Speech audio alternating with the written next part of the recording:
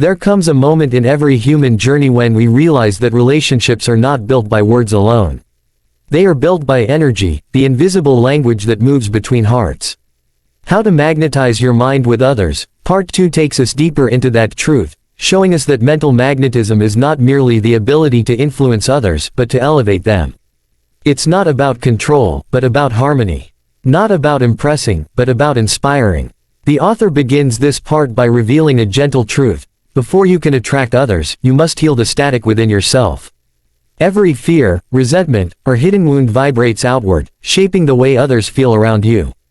When your mind becomes clear, when your heart softens, and your intentions turn toward peace, the world begins to respond differently.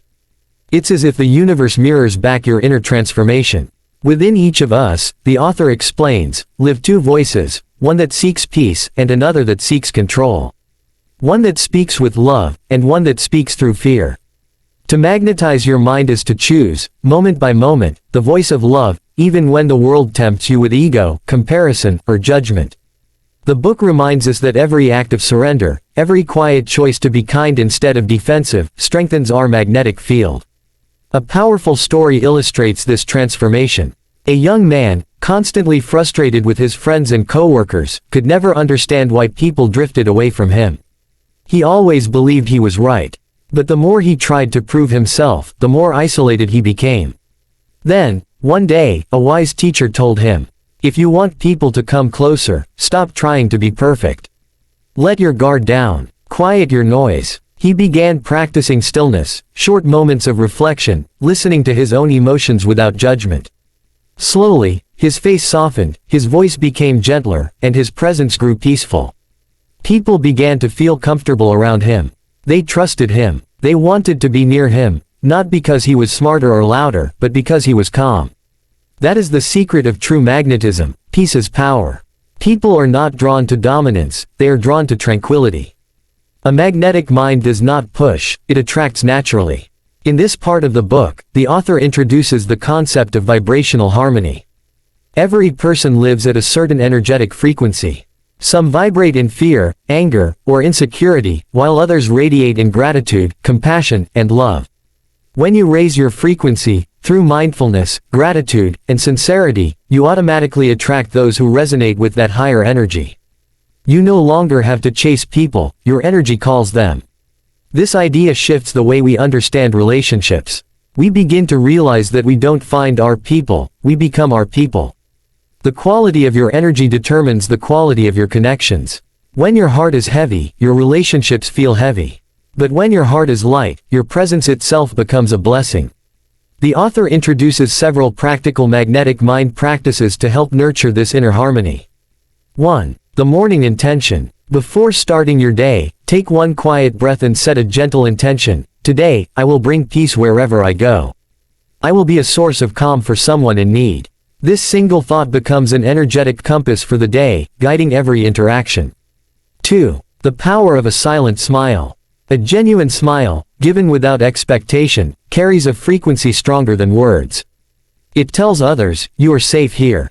The author calls it, a vibration of kindness that lingers in the air even after you've walked away. 3. The gratitude meditation. At night, reflect on 3 moments from your day that made you thankful. Gratitude softens the heart, clears mental clutter, and purifies your energy field.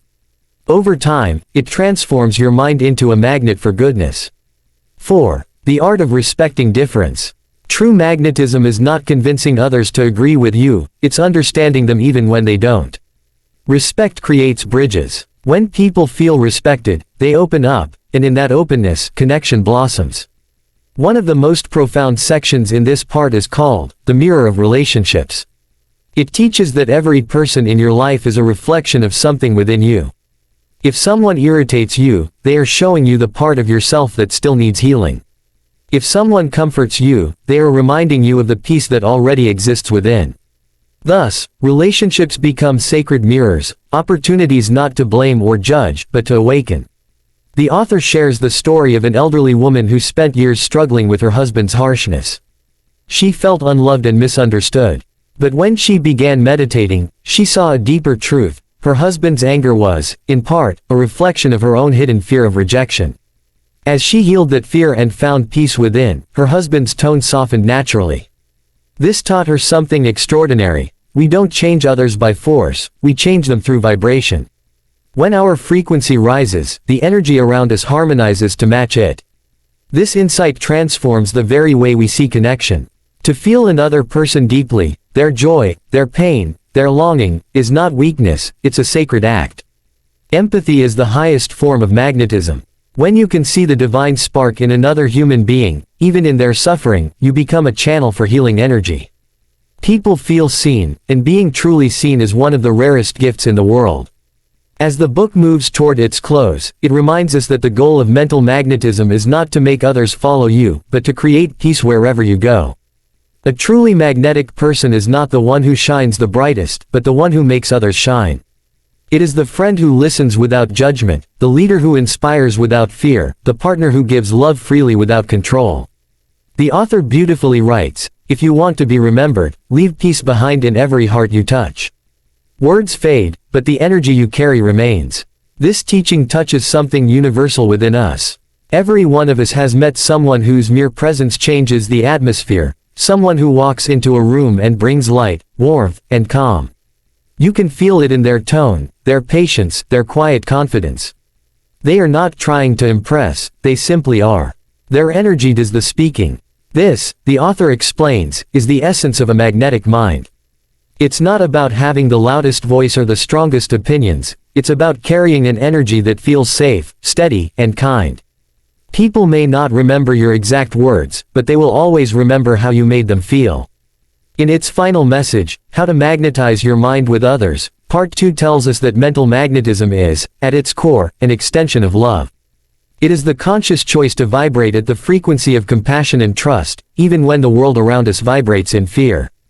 It is to be a light in the noise, a calm in the storm. When you cultivate this energy, you don't need to chase opportunities or people, they find you. The right relationships, the right conversations, the right synchronicities begin to unfold effortlessly. Because the universe is always responding to energy, not effort. And when you finally understand this, you realize something profound: you don't have to change the world to make it better. You only have to change the vibration you bring into it. When you raise your own light, the darkness begins to fade on its own. That is the ultimate message of this book's second part. Quiet yet powerful, simple yet life-changing.